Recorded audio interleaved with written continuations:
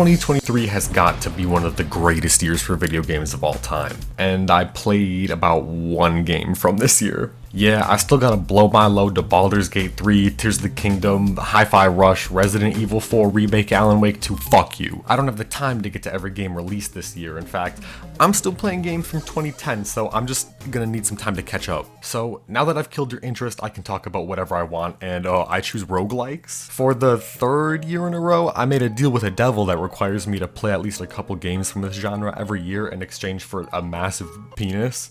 And this year's lineup was not great. Neurovoider was fun when you weren't digging through tedious menus. Streets of Rogue was wide as an ocean but deep as a puddle. The Flame in the Flood was far too, I think, RNG dependent, at least for my taste. Polygod was literally not done being made. It was just not, wasn't finished. Overall, it was a pretty whack year for roguelikes, but you better believe that there's one or two I still want to talk about during my favorite games of the year, favorite genre, bro. Last year, I spent like a stupid amount of time getting every achievement in Vampire Survivors, and I ended up doing it all over again this year. They just keep adding achievements, bro. I don't, like, I'm a slave to this game, dude. And also, they added Among Us DLC. Alright, here's an interesting one. The worst game I played this year was Sir, You Are Being Hunted. It's ugly, it's padded to shit. The difficulty curve is nonsensical, the enemy AI is terrible, the HUD, the heads-up display looks goofy, the game's logo is stupid. The game is stupid. The game is kind of composed of like a series of interconnected maps with like loading screens in between. If this game counts as open world, this is the worst open world game I've ever played. Look how far we are into the video, and I still have yet to talk about one game you know. Just stay tuned, I might talk about a AAA game. I've been trying to play more, I'm sorry, this is boring. I've been trying to play more puzzle games. I played these games this year, Salad Fields and Sparkles and Gems. They're both developed by the same people, and I don't think they were really that great, but they looked really pretty. I guess one more game that was significant to me before I get to the list, I played Rage, like the Bethesda game. It was the most mid game I've ever played in my life. This game is in Breaking Bad, and that is the coolest thing about it, I think. Alright, I'm gonna hit you with the list now. Number 10, a strong word called consignment. Alright, if I haven't played any Devolver games in a year, I ain't played any games that year. High Hell is fast, it's fun, and it's got this nice cohesive kind of art style that makes this game like a really neat little package. Devolver is so good at making their games reek of quality, and this game absolutely. It's a fun first-person shooter.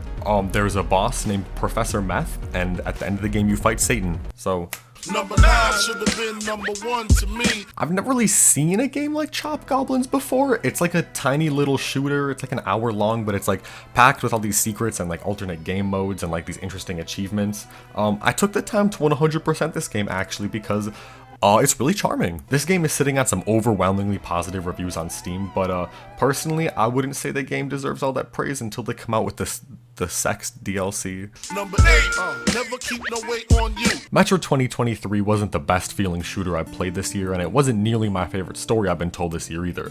As a story-driven FPS, Metro sounds like it doesn't hold up, but this game did such a fantastic job of immersing you in its world. Playing Metro feels like playing a movie, for real. And this game really had me by the balls at some moments, dude. There's a lot of really engaging, like tense moments in this game. It's pretty lit. 7, this rule is so underrated. Alright, introducing the only game I played that released this year, Brotato. I've talked a lot about Vampire Survivors being like crack in some of my previous videos, and Brotato, not gonna lie, really gives Vampire Survivors a run for his money. This shit is like the king of brain rot, like dopamine receptor abusing games, bro, and it had me in its clutches for a second. The only reason why I was able to tear myself away from it is because I had gotten every single achievement and just had like no reason to play really, but oh my god, I'm scared when they update this game with more shit. Number 6, that goddamn credit, get it. Okay, this is where the standout games really start right here. However you say that, it's just lovely. It's just a lovely game, bro. The art I feel like is real tasteful, the progression is satisfying, and it has like the perfect amount of challenge. This shit is like low-key long too, bro. It took me like 17 hours to beat, which is just not what I expected by looking at it. I don't know, it really feels like you're playing some type of like long-lost Genesis game with this one. Number 5, Never sell no crack where you rest at. This year was absolutely packed with just addictive games, but the one that had me fiending the most was Loop Hero. This is another one published by Devolver, and I think their eye for quality really shows here with this just gorgeous pixel art. And these fun touches like making the combat box show trees when you're in a forest and like other things when you're other places, I don't know. My one complaint is that this game is kinda RNG heavy, but I think that just has to do a lot with the game not being super skill based and just more of like a strategy game, and also huge bonus points for bestiary. Number 4, know you heard this before. Never get high on your own supply. Ni no Kuni, Wrath of the White Witch is one of the most whimsical, just like pure blissful games I've ever had the pleasure to experience. The combat was fun and engaging, the like graphical style is adorable, the writing was like actually funny, like it was actually funny. There's this fucking dude, Mr. Drippy. Oh, he rocked my world. I love this guy. You just really feel like you've gone on a journey by the time you finish the game, and I'm not gonna lie, it had me in my feelings a little bit. Also, it has a bestiary. Number 3, never trust nobody. I don't even know where to start with Monster Hunter World. I've played this game for like 130, 140 hours at the time of recording this video, and I feel like I'm just barely even scratching the surface with this shit. For real, some of the most detailed, some of the most immersive environments I've ever seen. There's just a plethora of like tiny things to interact with in the environment. And some of these monster designs are like genuinely, as a monster enthusiast, bro, this is some of the greatest shit I've ever seen. Probably most importantly though, the combat is just fun. The combat is so fun and it's interesting and it's deep and it's fun. And above all else, it has a bestiary. Number 2, never let them know your next move. Alright, this number 2 spot got really close between Monster Hunter and Stardew Valley, but I just had to go with this one. Animal Crossing wishes it was this game. There's always something to do, there's always something to learn or to discover. Personally, I love trying to collect all the fish in the game. I love collecting shit. There's just such like a ridiculous wealth of content with things that most anybody can do or enjoy with this game. Is fantastic. You can find somebody to marry. I chose Leah. Personally, you can optimize your farm, like, I don't know, you can fucking go mining and fight monsters in the caves or whatever. This game is just such a joy because no matter what you're doing, like the personality and the charm just really shines through. It feels like something a major publisher would have released in like the 90s or something, I don't know. But best of all, this game's got a bestiary. Rule number uno, never let no one know. Okay, I have too much to say about this game for this video. I started playing Persona 5 during my freshman year of high school, and I've only just finished the game nearly 5 years later. This one's an all-timer. Never before have I felt like I know a cast of characters so deeply. Like, everybody you meet in this game is funny and admirable and charismatic and interesting in their own way, especially Makoto. And the music is just some of the best game soundtrack I've ever heard. I love the You'll Never See It Coming song when you're like the combat music, bro. I love the